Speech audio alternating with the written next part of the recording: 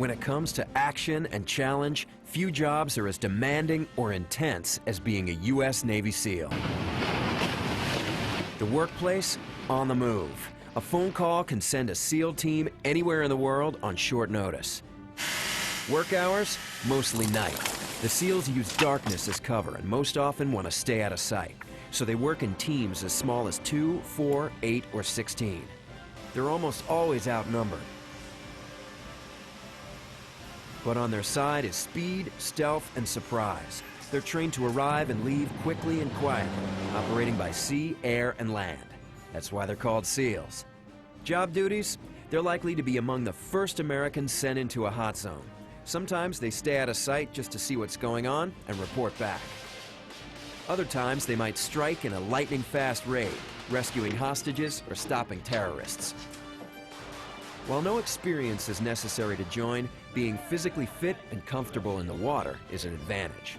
Once in the program, candidates get some of the most comprehensive military training in the world. I felt I was a very normal kind of teenager, and I really wanted to step it up a little bit and do something extraordinary. After going through college, looking at all the options that I had, trying a job in the business world, I had a very good job and I enjoyed it, but I didn't feel like I was really doing anything worthwhile. I didn't feel like I was making a difference. What makes this a unique job? That's what the next 20 minutes are all about. You're going to see what it's like to be a U.S. Navy SEAL. The career of a SEAL starts here at the Naval Special Warfare Center just outside San Diego. It's the home of BUDS, or Basic Underwater Demolition SEALs Training. This little piece of lettuce in a real-life situation can give you away. BUDS lasts 6 months. It's been called the most physically demanding training in the military. Candidates need to pass a tough physical fitness test just to make it here. Then the first few weeks of BUDS prepares them for their first big challenge, Hell Week.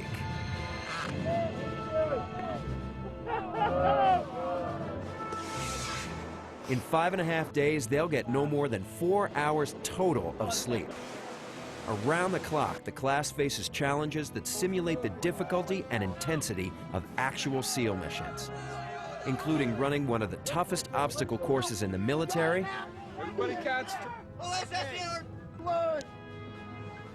and having to land rubber boats at night in high surf against unforgiving rocks.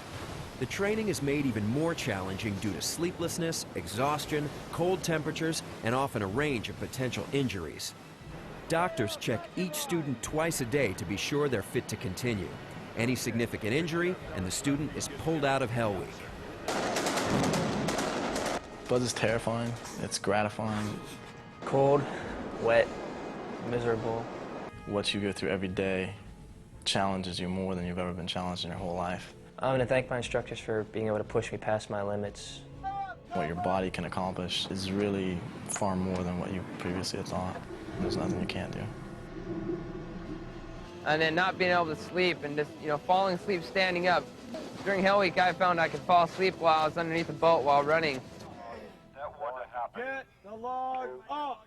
Not every student can push himself hard enough to succeed.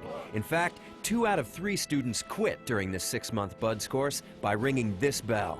Their helmets stay behind as a reminder to their classmates. What drives the students who do make it? We're in a surf zone going around, it's freezing cold. Guys are laughing, making jokes, singing songs. And I think you have to have that kind of sick, twisted sense of humor to make it through BUDS.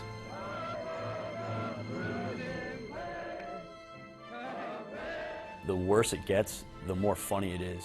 The guys here are some of the best guys in the world, I think. You cannot make it through this place by yourself.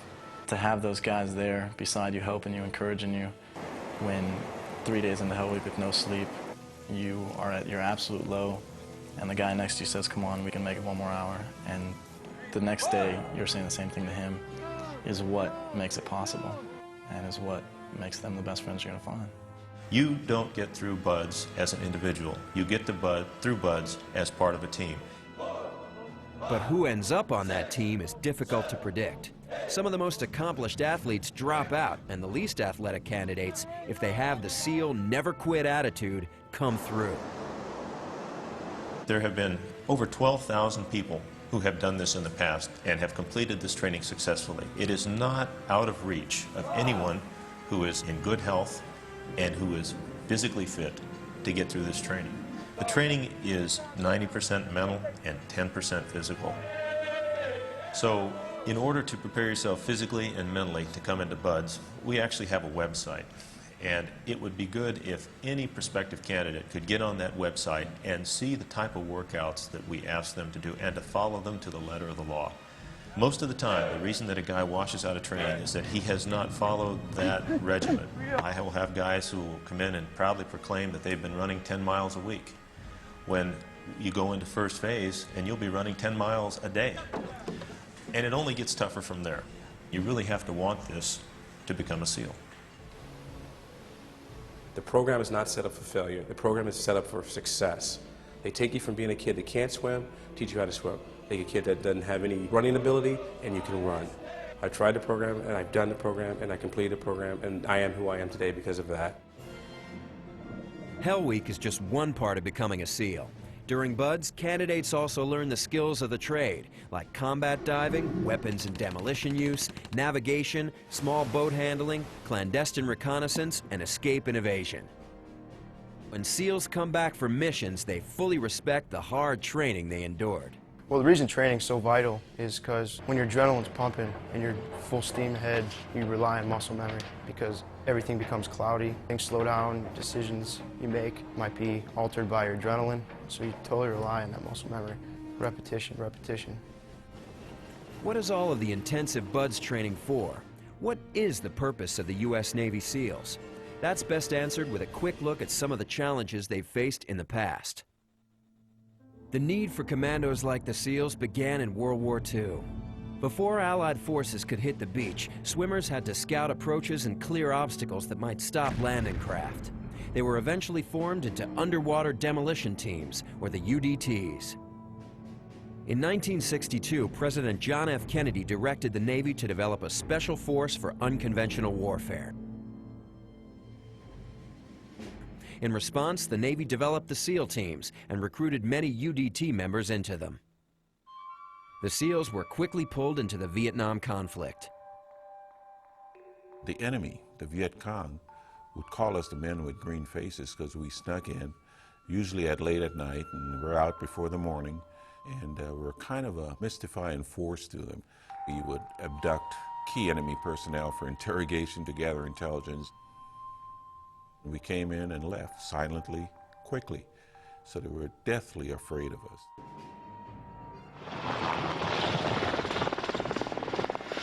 The SEALs became one of the most decorated combat units in Vietnam. One reason why is men like Mike Thornton. Petty Officer Thornton and his teammate, Lieutenant Tom Norris, were inserted into enemy territory from the water. They ran into an intense firefight with North Vietnamese regulars and got separated. When Thornton asked the South Vietnamese fighting alongside him where Norris was, they told him, shot dead. Thornton said, we're not leaving him. And Mike, by himself, went back in several hundred yards, found Tom Norris, who was gravely wounded, just barely conscious, killed several North Vietnamese that were right with Tom Norris at the time, threw some grenades, did some firing, opened up a hole, grabbed Tom Norris, threw him over his shoulder, and ran back to the beach through a hail of gunfire, took him through the surf zone, and swam him out to sea, where a boat rescued them. Mike very easily could have said, well, I guess he's dead and it's too dangerous to go back and get him. That's the mindset of our community. It doesn't make any difference what the risks are. The teammate needs help, you go help. For saving Tom Norris's life, Petty Officer Mike Thornton received the Congressional Medal of Honor and carried out a SEAL tradition that continues to this day. No SEAL has ever left a teammate behind on a mission, alive, wounded, or dead. SEAL teamwork was tested again on the Caribbean island of Grenada in 1983. They were part of a fast raid to stop a growing Cuban military threat. Commander Donald K. Erskine led a team of 12 SEALs, half of whom he hadn't worked with closely before, on a mission to take over a radio station. Intelligence had reported that it was lightly defended. The SEALs took the radio station, but were quickly surrounded by more than 100 enemy troops and an armored personnel carrier that was blasting them with a 20-millimeter cannon. To make matters worse, when they tried to call for support, they found that radio frequencies back to U.S. headquarters had been switched without their knowledge. The building was flying apart. Bullets were coming through the walls like paper. We had to do the escape and evasion out to the sea. To do that, we had to fight our way through the field, through a crossfire, surrounded on 3 sides. I remember becoming very calm as I took my element out the door because I was sure that I was going to die right there. And all I could do was get my guys through the field as best I could. We fought our way in a leapfrog fashion down the field through a hail of bullets. The leapfrog tactic is a basic tactic that you learn in BUD/S training. Even though I hadn't worked with half of the members of my element, that tactic every frogman knows. And because of that, we were able to move down the field. That's the thing about SEAL training. You can always count on your troops.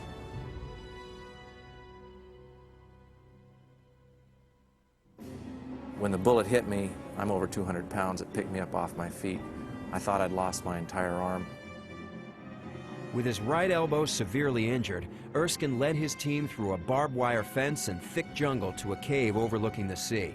Waiting for darkness, they had to lay low and avoid both enemy scouts walking inches over their heads and American gunships blasting their position, thinking they were dead. At 3 a.m., they swam out to sea, where 5 hours later they were pulled from the water by a Navy ship. On board, after being awake for 48 hours straight, Commander Erskine accounted for all of his men before passing out from the pain of his injury. We'd have fought to the last man to protect each other. That is something that is a quality that you come to BUD/S with, but it's also built upon because of the nature of the training and the bond that's formed. Today, the SEALs could be sent anywhere in the world on short notice. A new generation is fighting a new war. After September 11th is when everything came to realization, like, this is it, this is the deal, and we are ready.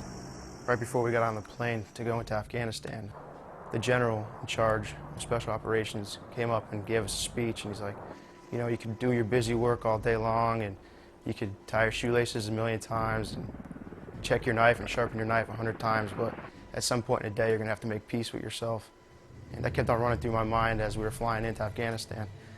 Yeah, I was nervous and definitely stopped to make peace with myself. The SEALs, some of whom were in high school just a few years earlier, were among the first U.S. troops sent into Afghanistan. Shortly after September 11th, a SEAL platoon was ordered to scout the area that would eventually become known as Camp Rhino. When we first got there, it was freezing.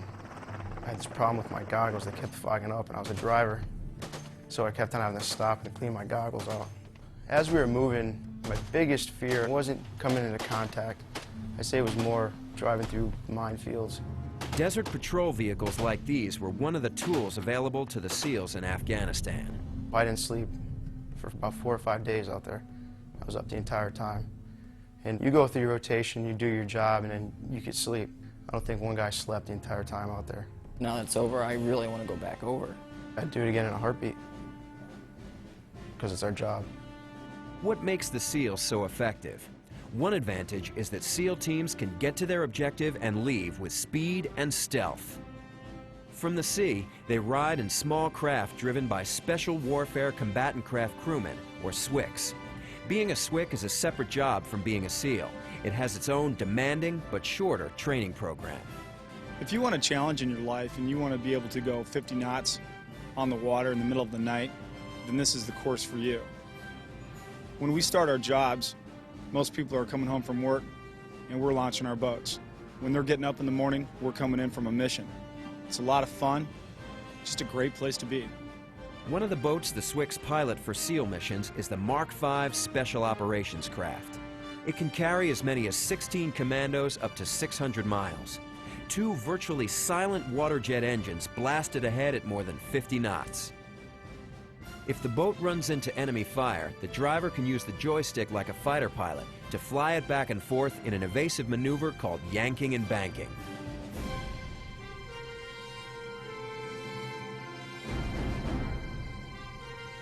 The Mark V also has a sloped rear deck so that it can deploy and retrieve a combat rubber raiding craft without stopping. CRRCs, as they're called, are designed to take a team of SEALs from out of sight over the horizon through the surf for a clandestine landing. Or the SEALs might approach underwater, using special closed-circuit scuba gear that doesn't release telltale bubbles to the surface.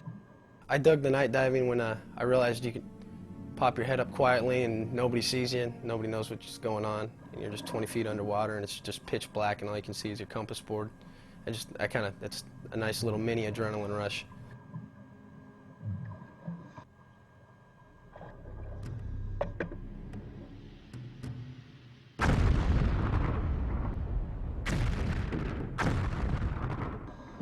Another way to travel underwater is aboard a SEAL delivery vehicle, launched and recovered from a dry deck shelter mounted on a U.S. Navy submarine.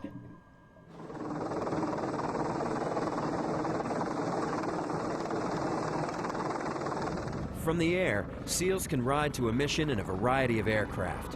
One of these is the $40 million Pave-Low helicopter. It can fly in the dark as fast as 150 miles per hour just 100 feet off the ground. If detected, its guns can lay down 4,000 rounds per minute over an area the size of a football field. A technique called fast roping can put a team of SEALs on the ground in seconds. And a spy rig, short for Special Purpose Insertion and Extraction, can get them out fast. From an airplane, the SEALs might perform a nighttime halo, or high-altitude, low-opening jump. They exit the plane as high as 30,000 feet, then deploy their main chute as low as 3,000 feet to avoid detection. Biggest adrenaline rushes are definitely your air operations, free fall jumps. You're usually carrying 60 to 80 pounds of gear on your body, and that makes you very unstable. You're always constantly rehearsing in your head what you're going to do as you exit the bird.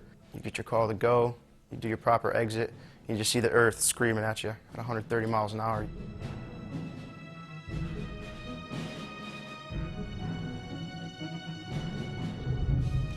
On land, the SEALs use a number of techniques for staying out of sight. One of the most sought-after jobs is to be on a two-man sniper team. You're sent deep into hostile territory to gather information or strike at the enemy's weakest point. Trained to stay hidden for long periods of time, it might take a sniper team as long as 12 hours to move 500 feet. The SEAL sniper rifle can hit a target from 3/4 of a mile away and deliver a bullet big enough to disable a truck or Jeep engine.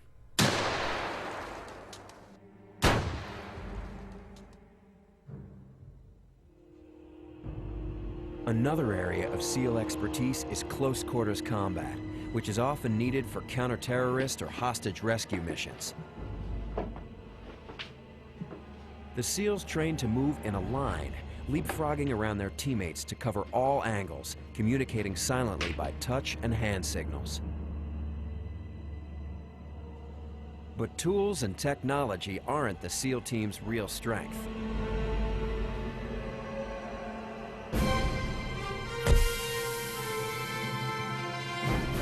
Naval Special Warfare relies, above all else, on what instructors call the Mark I Mod O SEAL, a naval commando hardened by some of the most difficult military training in the world. The SEALs are confident, and they're cocky, and they're very, very good at what they do. And I would say to tell a SEAL he'll fail, a SEAL won't believe you, because he won't go out unless he knows he has a chance of success, and he always goes out. For more information about Naval Special Warfare operators like the SEALs or SWCS, or to see what it takes to join these programs, check out these websites.